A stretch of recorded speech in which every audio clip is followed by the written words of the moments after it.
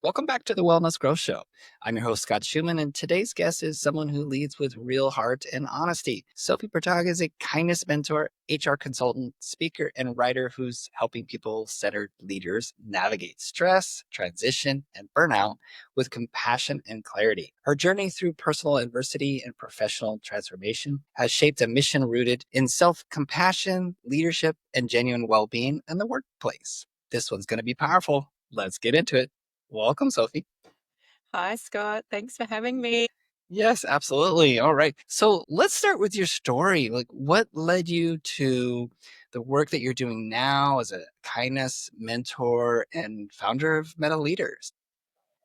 A wiggly journey, as it usually is, to get us to the place that we end up or the places that we find ourselves in along the way. Really started when I was working in aged care in human resources. So I still work in human resources, but I was seeing leaders not taking care of themselves and people burning out really badly in the healthcare industry, including myself, particularly when COVID landed upon our doorstep. And being in the aged care sector, it was really challenging for a lot of leaders to find the space to take care of themselves, as well as caring for other people and their loved ones as well. So that sort of kicked it off around workplace wellbeing and taking care of the leaders and the people within the business. And then my own journey through burnout and trying to find ways to take better care of myself and make sure that I could take care of my family and my children and my husband. So that really started the journey, and it's really grown and morphed from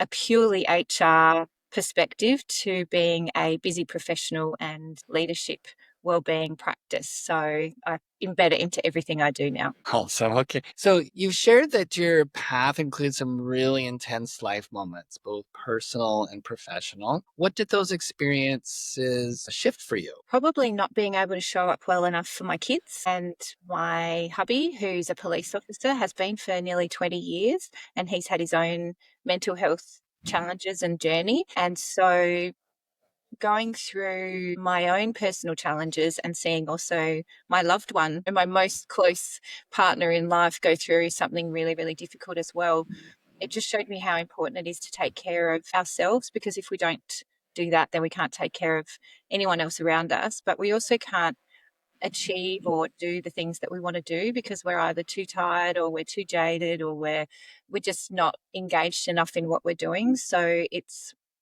a little bit of self-kindness and a little bit of time for ourselves is a monumental shift when it comes to being able to show up for our best selves in life. Hmm.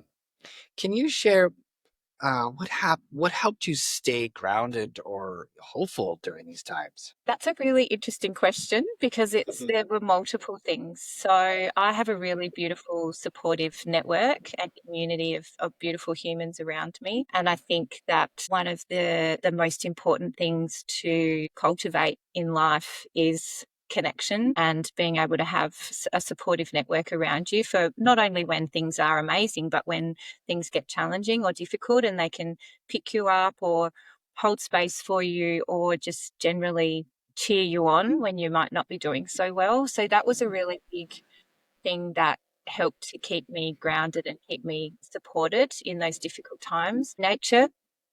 I'm a meditation teacher as well and a mindfulness facilitator and a nature therapist. So on top of all the HR work that I do, and that incorporation of nature and being outside and being connected to the world around me helped me reconnect to myself as well. So yeah. Okay. So tell us more about what your work looks like today, whether it's a combination of workshops or mentoring or the consulting.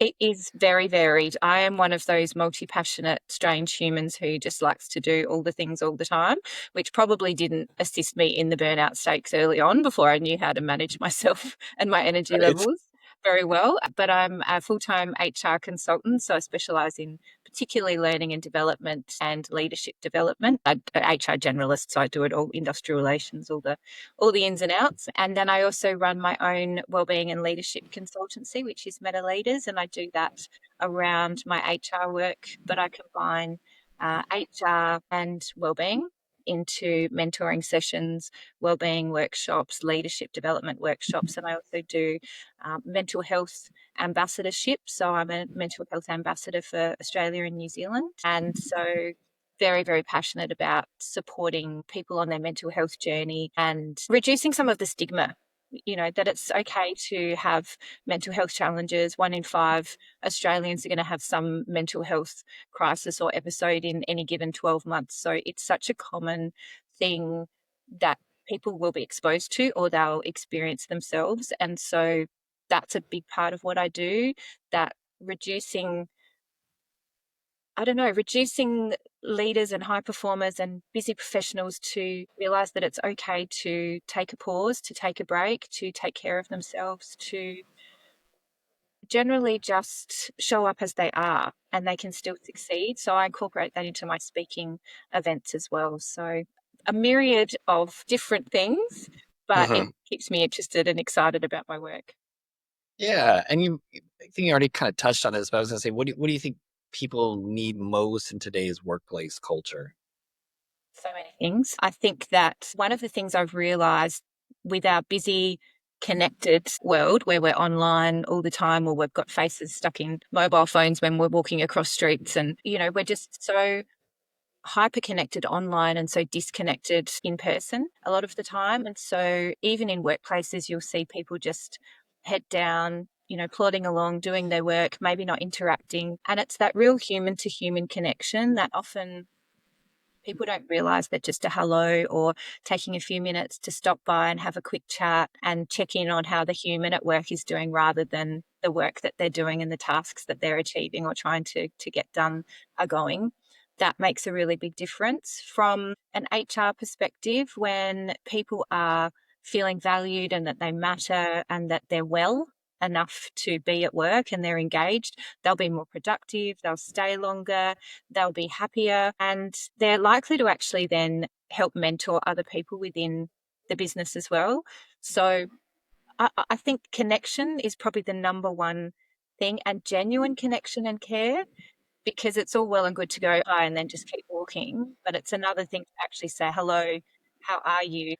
Take a few minutes to actually listen to the response rather than just rushing on to the next thing. So I think that's a really important part of creating workplaces that are feeling, I don't know, more well in general and more engaged. Yeah, I love that you touched on that. How are you? Because I feel like we're taught to kind of like mimic or repeat, right? It's like, how you Yeah. going? It's like, how you going? And then you just walk by, right? And Yeah. it's like you've acknowledged each other, right?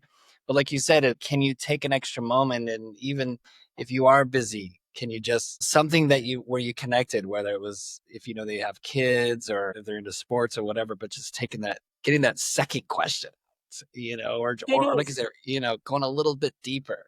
And then like, Yeah. okay, good chat and Back to move work. on. Yeah.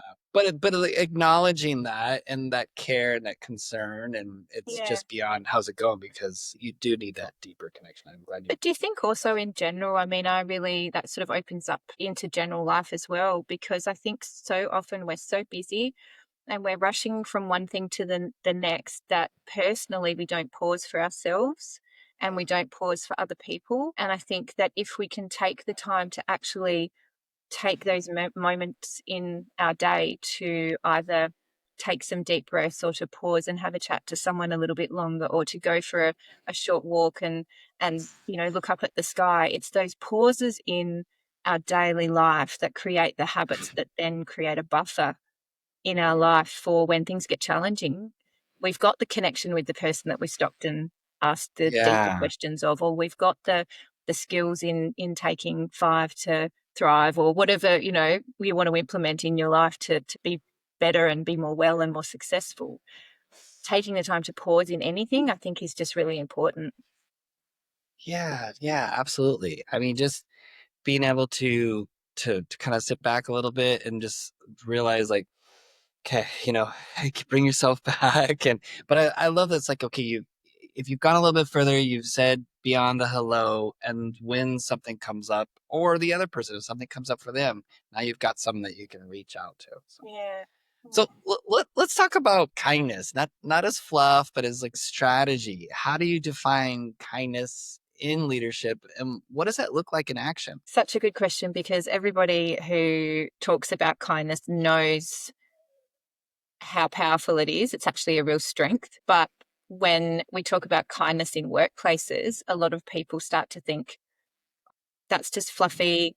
What is it? It's a smile. It's a, being nice to people, which is completely different from being kind. Being kind is being able to set boundaries clearly, with sort of, I guess, a really deep alignment to who you are, your values, what you will and won't accept, leading from a place of integrity and humility, being able to guide your teams and the people around you and yourself from a place where you care deeply about other people, but you also really care about yourself. And it's not selfish to actually lead from a place of heart and alignment of yourself, as long as you're respectful and open enough to be able to have the time and the discussions with the people around you to get their feedback on how they need things to be done or how they want things to be done, and then you can work collaboratively together. So kindness is actually, has a ripple effect, a scientific ripple effect. And so, yes, there is a part of it where it is smiling and having a chat to people, like we said, and the deep connection with people.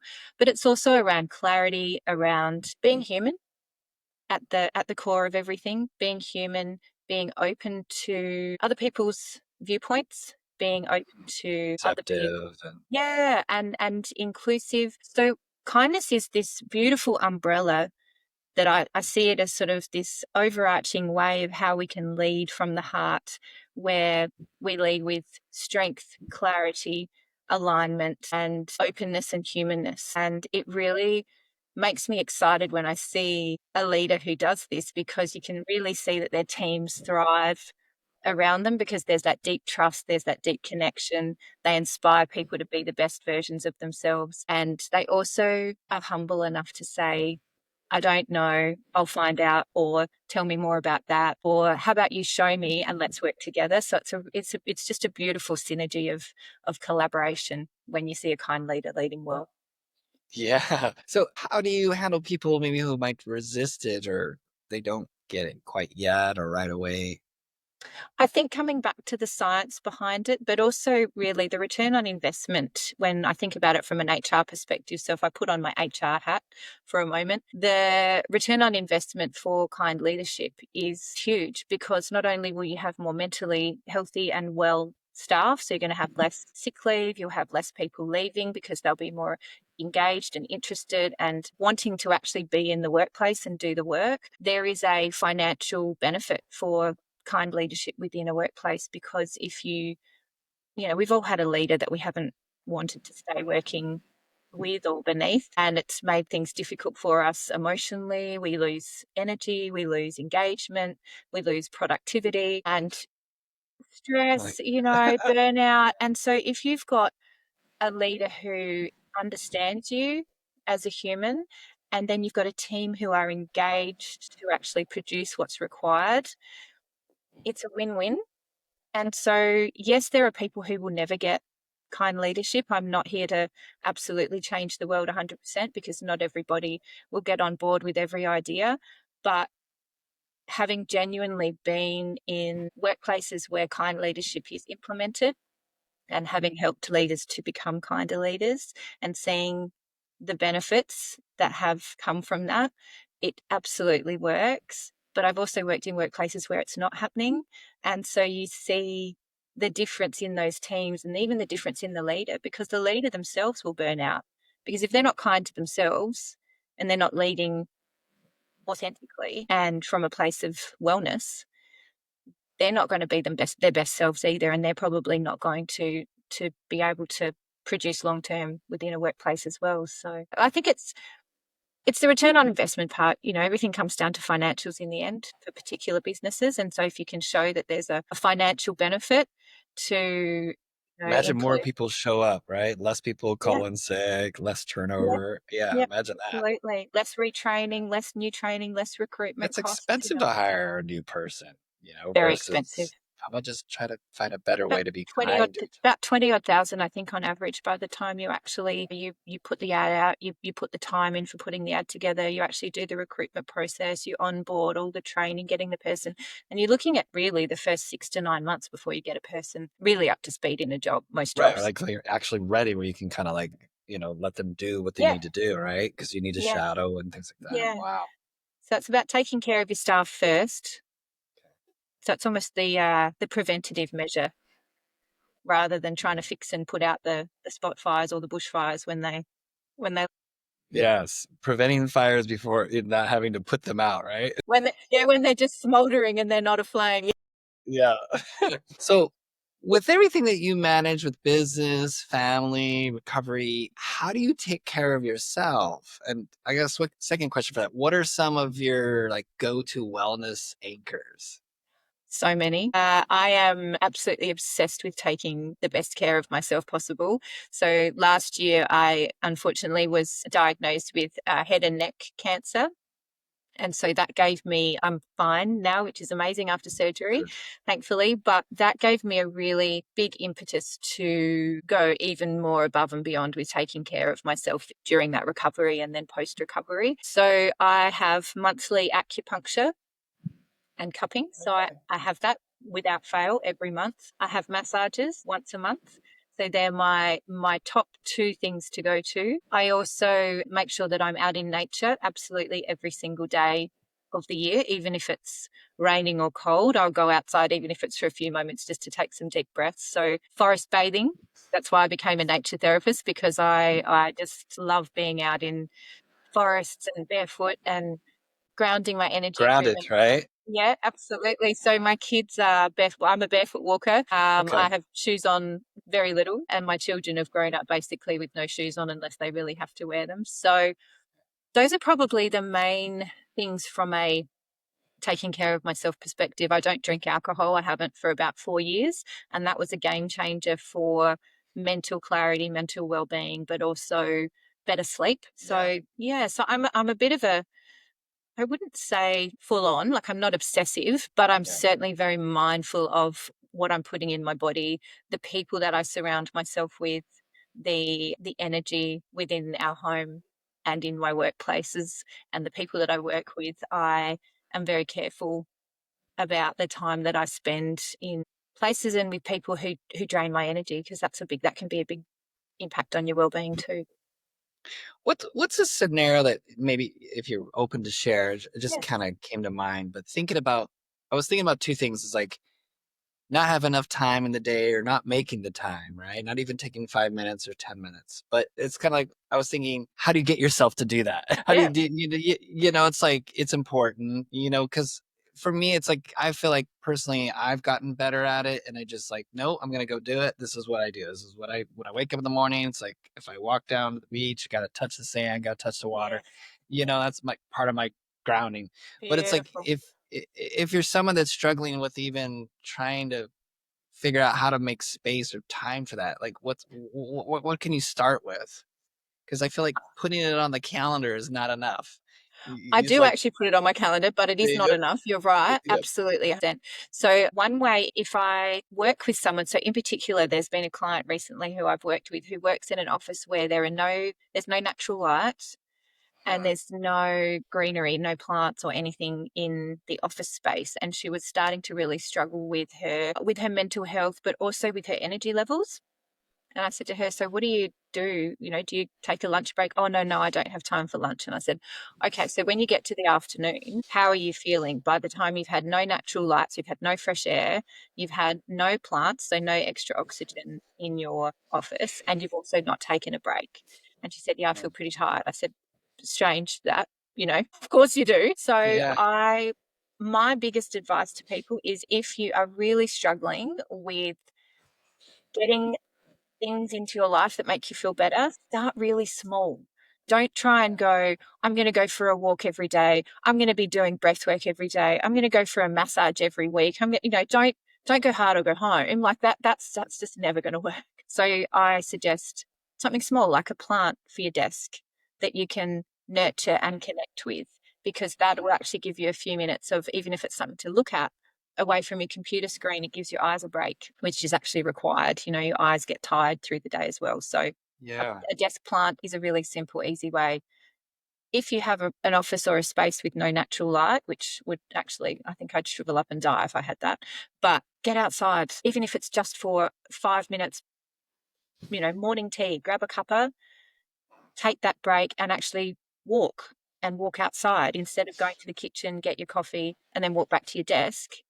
Yeah, Go or get we would your say even coffee, in the office, right? do Like a loop, go if you've got multiple floors or whatever, just do the stairs. do a lap, hit the stairs. Yes. Yeah. So it's little things, and it sounds so simple and yet it's so hard because we are all so busy and we all think that we're irreplaceable, and we think that, you know, time is of the essence and we need to answer every email as soon as it comes through. But really what we need is to, when we answer that email, have clarity of thought and have the energy to be able to do it properly, not just, Yeah. you know, tick off another Like box. react or Yeah.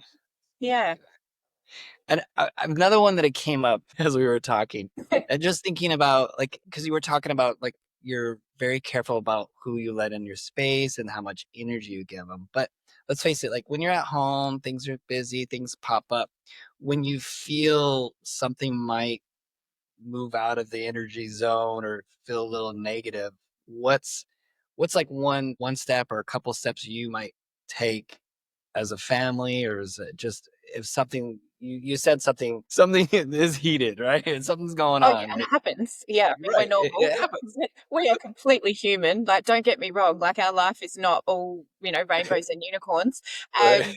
So in those moments when things are a little bit hard, we've all learnt breathwork techniques. So my boys are 8 and 11, and so I've got a house full of testosterone. And so often there is a lot of, you know, high energy. There's a lot of wrestling and tumbling, which often leads to an argument or whatever between the boys or between all of us getting really annoyed. So breathwork techniques are really gentle, longer out breath, Okay. and then hold for a couple of breaths. I mean, there's so many breathwork things online that people can Google if they want to have a look at the best way. Box breathing's really good. It's good for kids. I don't know, you would know box breathing, wouldn't you? Well, in for 4, hold for. I'm not familiar with it.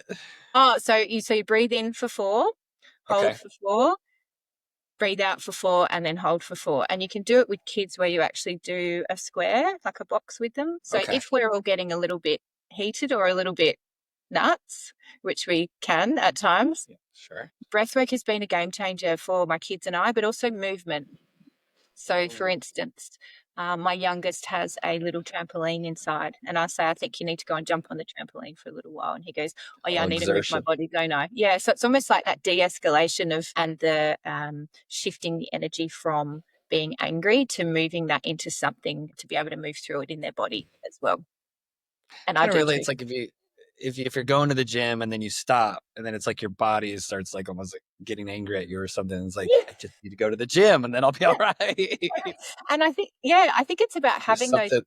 those things, those strategies in place where it provides a not a timeout, because timeout's quite negative when it comes to children, but it's almost like a breathing space. So how do we take a few moments to just decompress? And sometimes I'll just go to another room and light a candle and take some deep breaths, or sometimes I'll go outside and just, you know, walk barefoot. So the things that I do generally that help me with my well-being, I do them in micro moments when I'm Okay. feeling really overwhelmed, or I get my kids and my hubby to do the same, and it really works. Sharing that. So you've got a book coming out soon, right? Can you That's give it. us maybe a little preview of what it's about or what you hope from people to take from it? Yeah, I can. It's around kindness, in particular self-kindness, and how to lead from a place of alignment for busy professionals, and how to bring that into the workplace. So there'll be two parts of it. There'll be a part around how we shift our mindset for ourselves to take care of ourselves, and then how we bring that into the workplace to help take care of those around us and be our best selves. So that'll be 2026, hopefully early 2026. Okay, great, great. Okay, so lastly, tell those listening how can they find you, learn more about you, and connect with you. LinkedIn, LinkedIn, LinkedIn. Okay. No, I love LinkedIn. I'm on LinkedIn quite regularly. It's just a beautiful community, and they can find me under my name, Sophie Bretag, or I've got my website, which is metaleaders.com. I have an Instagram account. I'm a little bit slack on it, so probably better to be on my website or on LinkedIn, and I'll get back to you pretty quickly. But I will connect with anyone. I love creating new connections and fostering beautiful relationships. So please come find me. All right. Okay. Thank you so much for this. I appreciate this, Sophie. Thanks, Scott. Thanks for tuning in to this episode of the Wellness Growth Show. If today's conversation sparked something for you, hit subscribe so you don't miss the stories, strategies, and insights from the front lines of wellness innovation. If you're a founder, operator, or health leader exploring growth into institutional markets and have a story worth telling, I'd love to hear from you. Reach out directly on LinkedIn or YouTube. And if you found this valuable, share it with a peer or post it online. You never know who needs to hear it. Until next time, stay well, keep moving, and keep building what matters.